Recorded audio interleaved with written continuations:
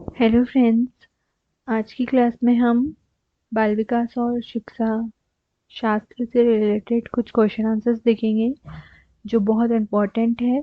हमारी जो 800 एमसीक्यूज की जो सीरीज चल रही है वो सीरीज पूरी कंप्लीट देखिएगा, क्योंकि इस सीरीज के बाहर से क्वेश्चंस आपको देखने को नहीं मिलेगी। तो चलिए देखते हैं हमारा पहला क्वेश्चन आज का। पहला क्वेश्चन है, क्लोज ऑफ फ्रीज निम्न में से किसकी धारणा की एक इकाई है? ऑप्शंस है, ऑप्शंस देखेंगे। छवि, अवधारणा, भाषा, विचार। किसकी है ये?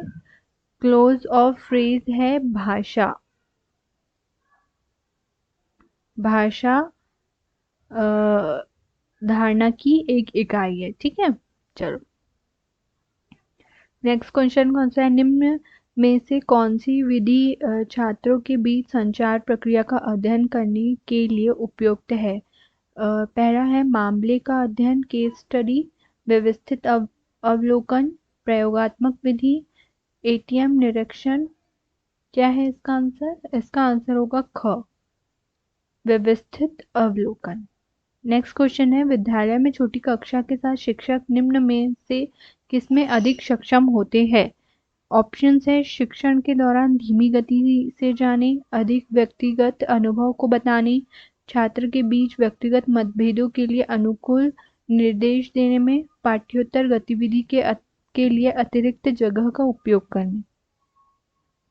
तो हमारा तीसरे का आंसर होगा ग, विद्यालय में छोटी कक्षा के साथ शिक्षक निम्न में से ज्यादा सक्षम किसके लिए होते हैं? तो छात्रों के बीच व्यक्तिगत मतभेदों के लिए अनुकूल निर्देशन देने के लिए होते हैं। ठीक है, चलो नेक्स्ट क्वेश्चन है, फोर्थ नंबर का हमारा क्वेश्चन। एक काम में व्यस्त होते पर बच्चा ऊब जाता है, यह किसका संकेत है? देखेंगे ऑप्शंस। कार्य को व्यावसायिक दृष्टिकों की आवश्यकता है, कार्य यांत्रिक रूप से दोहराव वाला है, बच्चा बुद्धिमान नहीं है, बच्चा सीखने में असमर्थ है। तो इसका आंसर क्या होगा हमारा? इसका आंसर होगा हमारा ख, कार्य यांत्रिक रूप से दोहराव वाला है। इसलिए मतलब बार बार किसी काम को दोहराएंगे तो बच्चा, स्वाभाविक सी बात है कि बच्चा ऊब जाएगा, है ना। एक ही काम में व्यस्त होते हुए, मतलब एक ही काम को बार बार रिपीट करेंगे तो बच्चा ऊब जाएगा। ठीक है, चलो नेक्स्ट देखेंगे, शैक्षणिक मनोविज्ञान किसमें अधिगम के साथ अधिक चिंतित होते हैं? औपचारिक वातावरण, अनौपचारिक वातावरण, भौतिक वातावरण, सामाजिक वातावरण। इसका आंसर होगा हमारा क, औपचारिक वातावरण। ठीक है, नेक्स्ट क्वेश्चन है, निम्न में से विशेष जरूरतों वाला शिक्षा कौन सी होनी चाहिए? पहला ऑप्शन है, असक्षम व्यक्ति को दी जाती है, दूरस्थ क्षेत्रों के लोगों को दी जाती है, बुद्धिमान लोगों को दी जाती है, औपनिवेशिक मुखियाओं द्वारा स्थापित की गई है।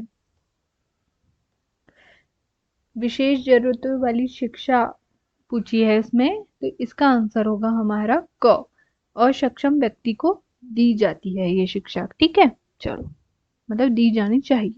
नेक्स्ट क्वेश्चन है, किस वर्ष में पहली बार बुद्धि के स्टैनफोर्ड बिनेट स्केल को प्रकाशित किया गया था?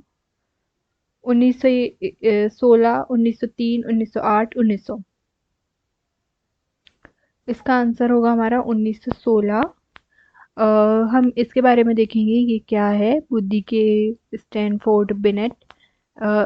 ये स्टैनफोर्ड बिनेट बुद्धिमापी या स्टैनफोर्ड बिनेट बुद्धि परीक्षण, ये एक व्यक्तिगत बुद्धि परीक्षण होता है ये। ठीक है, और मूल स्टैनफोर्ड बिने मापी में संशोधन करके लुई टर्मन ने इसे बनाया था। ठीक है, इस परीक्षण में क्या होता है? इस परीक्षण में 5 घटकों की जांच की जाती है, ज्ञान, संज्ञानात्मक, तर्क शक्ति, दृश्य, आकाशीय, प्रसंस्करण क्षमता, कार्यकारी स्मृति तथा तरल तर्क शक्ति की। ठीक है, नेक्स्ट क्वेश्चन देखेंगे अब, किनके द्वारा पदकलित योजनावाद, फिक्शन, फ्लाइलिज्म प्रतिपादित किया गया था? Skinner, fried, Elder, Pavlov. किसके द्वारा किया गया था? ग, एल्डर के द्वारा किया जाता है। चलो देखेंगे एल्डर कौन थे। एल्डर अल्फ्रेड एल्डर, इनका पूरा नाम क्या है लिख देती हूँ यहाँ पे। पूरा नाम भी पता होना चाहिए क्योंकि ना एग्जाम में कभी कभी पूरा नाम पूछ लिया जाता है। अल्फ्रेड एल्डर, ठीक है। स्किनर का पूरा नाम क्या था, बी एफ स्किनर। और सिगमंड, इनका फ्राइड का नाम था सिगमंड फ्राइड, और पावलोव का नाम था इवान पावलोव, ठीक है। चलो तो क्या बताया था, ये कहाँ के रहने वाले थे, अल्फ्रेड एल्डर, ये जर्मन के रहने वाले थे। इनका जन्म हुआ था 7 फरवरी 1870 में हुआ था इनका, 1870 में, ठीक है। और एल्डर ने व्यक्तित्व सिद्धांत दिया था, और बीएफ स्कैनर ने क्रिया प्रसूत अनुबंधन सिद्धांत दिया था। इनका जन्म हुआ था 1904 में। और सिगमंड फ्राइड ने दिया था मनोविश्लेषण का सिद्धांत दिया था, और इवान पावलोव ने दिया था शास्त्रीय अनुबंधन सिद्धांत। चलो ठीक है, अब हम नेक्स्ट क्वेश्चन देखेंगे। नेक्स्ट क्वेश्चन क्या है भाई, बच्चों के बौद्धिक विकास की 4 विशिष्ट अवस्थाओं पहचानने के द्वारा की गई थी, ठीक है। तो ऑप्शंस हमारे दिए हुए हैं, ऑप्शंस देखेंगे अब। ऑप्शंस देखेंगे कि क्या है ऑप्शंस। स्किनर द्वारा, प्याजे द्वारा, एरिक्सन द्वारा, इनमें से कोई नहीं। क्या है भाई इसका, इसका आंसर होगा हमारा एरिक्सन, ठीक है। तो इन्होंने क्या दिया था, इसका आंसर हमारा सी होगा।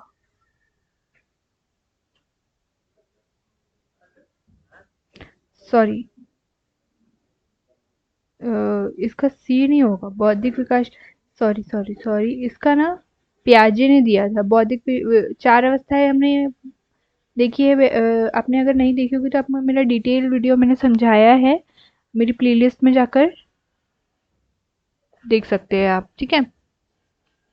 तो पियाजे की 4 अवस्थाएं कौन कौन सी थी, हम देखेंगे। 4 अवस्थाएं, इसका बी आंसर होगा, ठीक है। 4 अवस्थाएं कौन कौन सी थी, पियाजे के बारे में देख लेते हैं पहले। पियाजे का जन्म हुआ था 1896 ईस्वी में हुआ था, इनका स्विट्जरलैंड में हुआ था, ठीक है। और ये पियाजे को विकासात्मक मनोविज्ञान का जनक भी कहा जाता है। इनकी इनकी 4 अवस्थाएं देखेंगे। पहली है संवेदी संवेदी पेशी अवस्था, दूसरी पूर्व संक्रियात्मक अवस्था है, तीसरी है तीसरी है मूर्त संक्रियात्मक अवस्था है, और चौथी है अमूर्त संक्रियात्मक अवस्था, ठीक है। तो संवेदी पेशी अवस्था में कितने इसमें आते हैं जन्म से लेकर 2 वर्ष के बच्चे, इसमें आते हैं 2 से लेकर 7 वर्ष के, और इसमें आते हैं 7 से 11 वर्ष के, और इसमें आते हैं 11 से 15 वर्ष के बच्चे, ठीक है। तो बौद्धिक विकास की 4 विशिष्ट अवस्थाओं की पहचान पियाजे द्वारा हुई थी, ठीक है। चलो नेक्स्ट देखेंगे अब। हमारा 10th नंबर का क्या क्वेश्चन बोल रहा है देखेंगे। निम्न में से पूर्व बाल्यावस्था की विशेषता नहीं है, नहीं है पूछा है भाई, ठीक है ना। क्योंकि हमें ना सबसे पहले क्वेश्चन को बहुत ध्यान से पढ़ना चाहिए कि वो क्या बोल रहा है, फिर ऑप्शंस पढ़ने चाहिए एक एक से, फिर समझना चाहिए कि क्वेश्चन और आंसर को रिलेट करना चाहिए, फिर हमें आंसर लगाना चाहिए, ठीक है। चलो ऑब्जेक्टिव पढ़ेंगे। अनुकरण करने की अवस्था, खेलने की अवस्था, दल समूह में रहने की अवस्था, प्रश्न करने की अवस्था। तो 10th में क्या आएगा, निम्न में से कौन सी पूर्व बाल्य की विशेषता नहीं है पूछी है, ठीक है। तो कौन सी नहीं लग रही है भाई, अनुकरण करने की अवस्था ये तो होगी, है ना। और मतलब ये तो विशेषता है, नहीं है मतलब, ठीक है। और खेलने की अवस्था, बाल्यकाल में तो खेलने की अवस्था है ना, ठीक है। तो दल समूह में रहने की अवस्था ये भी नहीं होगा। प्रश्न करने की अवस्था, पूर्व बाल्यावस्था कितने वर्ष तक की होती है, मतलब शैशवावस्था होती है हमारी 0 से लेके मतलब जन्म से लेके 2 वर्ष तक, ठीक है। और बाल्यावस्था होती है 6 से लेके 12 वर्ष तक। तो इन ये बाल्यावस्था और शैशवावस्था के बीच की जो जो अवधि होती है, मतलब हम बोलेंगे 6 से 2 के बीच का जो डिफरेंस है, उससे कहते हैं पूर्व बाल्यावस्था। तो पूर्व बाल्यावस्था में दल या समूह में रहने की अवस्था ये हो ही नहीं सकती, क्योंकि बच्चा काफी छोटा होता है। ठीक है, तो इसका आंसर हमारा होगा खेलने की अवस्था। विशेषता नहीं है पूछी है, ठीक है, तो खेलने की अवस्था। चलो नेक्स्ट क्वेश्चन देखेंगे। विद्यार्थियों को विद्यालय में खेलना क्यों उचित है? ऑब्जेक्टिव देखेंगे। यह समय बिताने में सहायक होगा, यह संयोग एवं शारीरिक संतुलन का विकास करेगा, यह उन्हें शारीरिक रूप से सशक्त बनाएगा, यह शिक्षकों के लिए काम आसान करेगा। इसका आंसर हमारा होगा, पहले हम ऑब्जेक्टिव, खेलना क्यों उचित है भाई, यह समय बिताने में सहायक होगा। हाँ, मतलब समय बिताने के लिए भी सहायक होगा, लेकिन उचित मतलब ज़्यादा समय नहीं बिता सकते ना विद्यालय में खेलने में ही, है ना। दूसरा देखेंगे, यह सहयोग एवं शारीरिक संतुलन का विकास करेगा। हाँ, ये सही लग रहा है ना। और थर्ड देख लेते हैं, यह उन्हें शारीरिक रूप से सशक्त बनाएगा। नहीं, ये नहीं हो सकता ना। और लास्ट क्या है, ये शिक्षकों के लिए काम, ये तो हो ही नहीं सकता है। मतलब खेलने से शिक्षकों का काम क्यों आसान होएगा, है ना। तो इसका आंसर हमारा ये होगा, ये सहयोग एवं शारीरिक संतुलन का विकास करेगा। देखिए ऑप्शंस ना, जो टीचिंग एग्जाम से रिलेटेड जो एग्जाम्स होते हैं उसमें ऑप्शंस ऐसे लगता है कि हाँ यार ये भी सही होगा, जैसे हमें अभी लग रहा था सी वाला भी सही होगा, ये भी सही होगा, फर्स्ट वाला भी सही होगा, सारे ऑप्शन एक जैसे लगते हैं। लेकिन हमें बच्चे से रिलेट करके देखना है कि कौन सा बच्चे और विद्यालय, उस टाइप मतलब टीचर के, इसमें हमें सोच कर देखना है और फिर ऑप्शन पे करेक्ट राइट करना है। ठीक है, चलो नेक्स्ट क्वेश्चन देखें। शिक्षक का वह गुण जो उसे उसे अन्य व्यवसायियों से अलग करता है, वह उसकी भाषण देने की निपुणता है, अध्ययनशीलता है, कर्मठ है, ये सब ये क्या है इसमें? अध्ययनशीलता है ये, सॉरी ये अध्ययनशीलता बी, है ना। चलो नेक्स्ट देखेंगे अब। बाल्यावस्था में बालक भौतिक वस्तुओं के किस आवश्यक तत्व में परिवर्तन समझने लगते हैं? द्रव्यमान, संख्या और क्षेत्र, द्रव्यमान और संख्या, द्रव्यमान और संख्या। ठीक है, बाल्यावस्था हमारी होती है 6 से लेकर 12 वर्ष तक बाल्यावस्था की जाती है। तो बाल्यावस्था में मतलब बाल्यावस्था में भौतिक वस्तुओं के किस आवश्यक तत्वों में परिवर्तन, इसका आएगा द्रव्यमान और संख्या में परिवर्तन समझने लग जाता है बच्चा, है ना। 6 से 12 वर्ष का बच्चा स्कूल चला जाता है, मतलब ये सब का ज्ञान उसे हो जाता है। चलो नेक्स्ट देखेंगे, मन का मानचित्रण से संबंधित है। मन का मानचित्रण से संबंधित है बोध बढ़ाने की तकनीक, मन का चित्र बनाने से, मन की क्रियाशीलता पर अनुसंधान से, सहायक कार्यों की क्रिया योजना से। क्या है इसका आंसर होगा हमारा, मन का मानचित्रण। ऑप्शन देख लेते हैं पहले। बोध बढ़ाने की तकनीक से संबंधित है, नहीं। मन का चित्र बनाने से, नहीं हो सकता ये। मन की क्रियाशीलता पर अनुसंधान से, हाँ।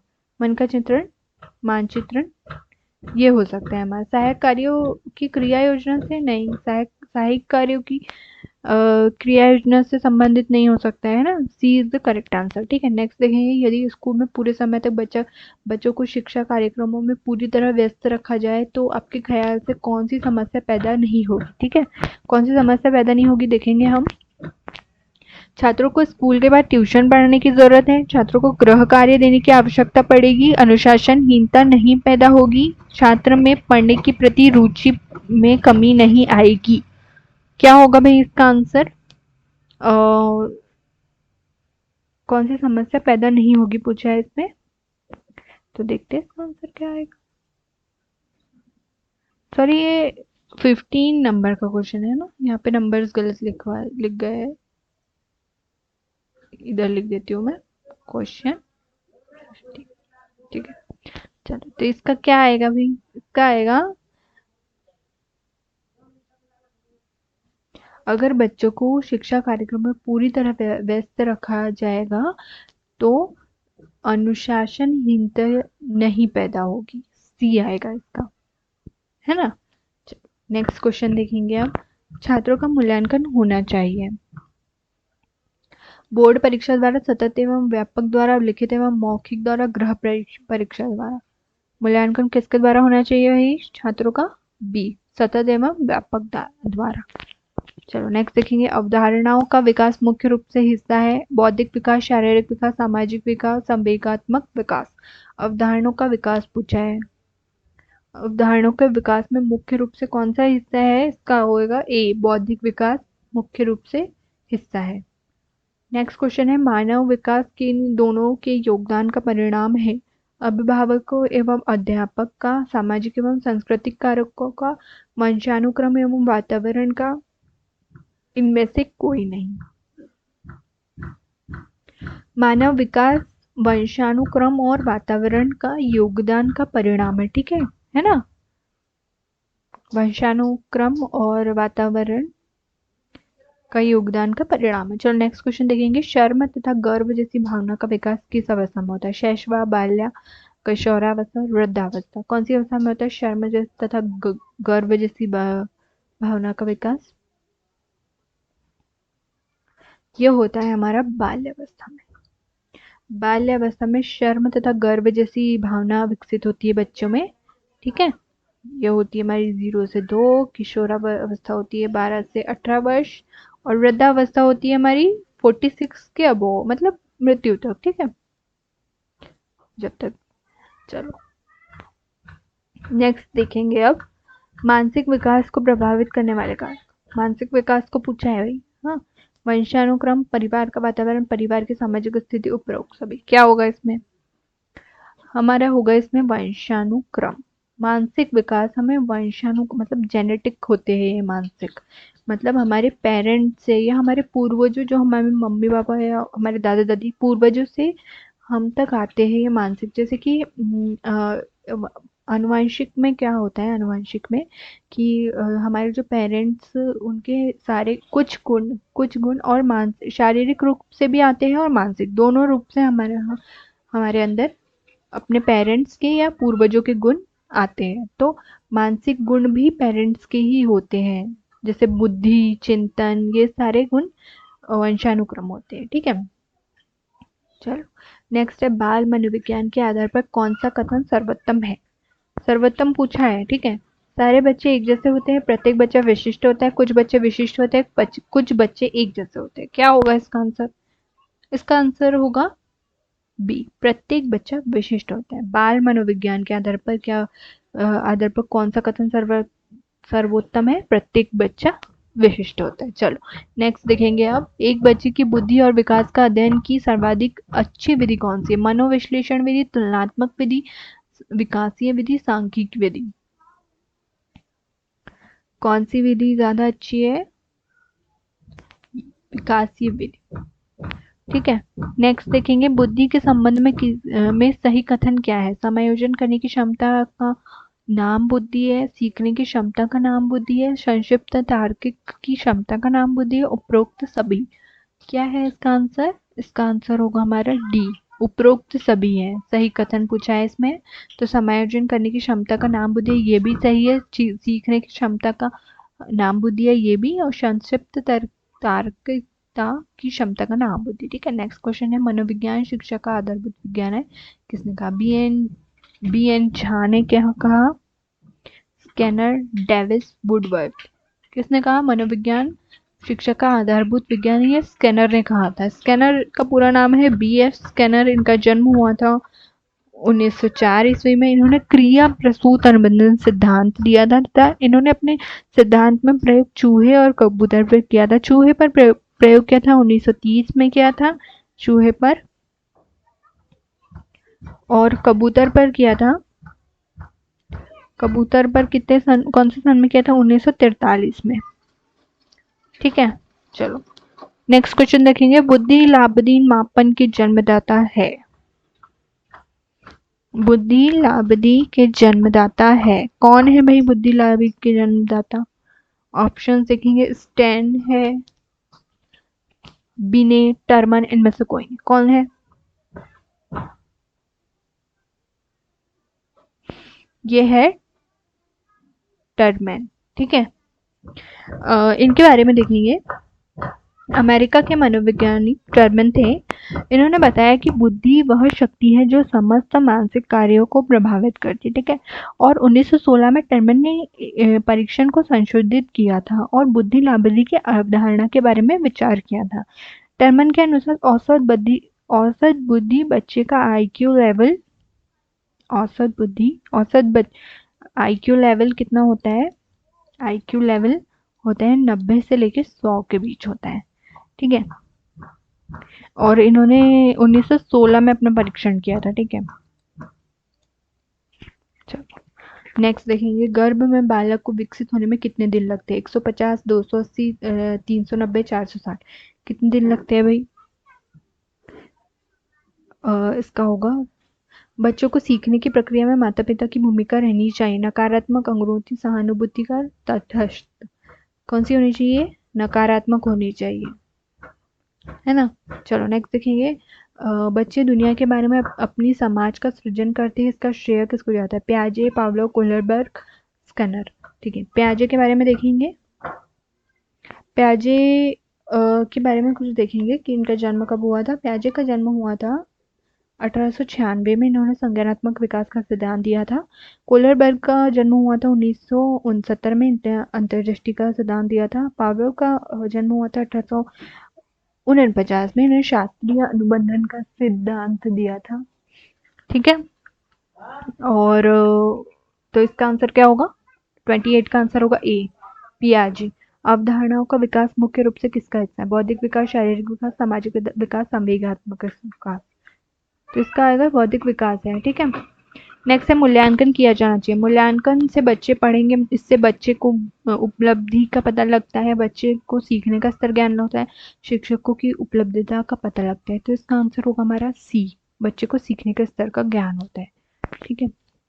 आई होप आपको ये वीडियो पसंद आया हो। अगर वीडियो पसंद आया हो तो प्लीज़ लाइक कीजिए और अपने फ्रेंड्स के साथ शेयर कीजिए। Thank you.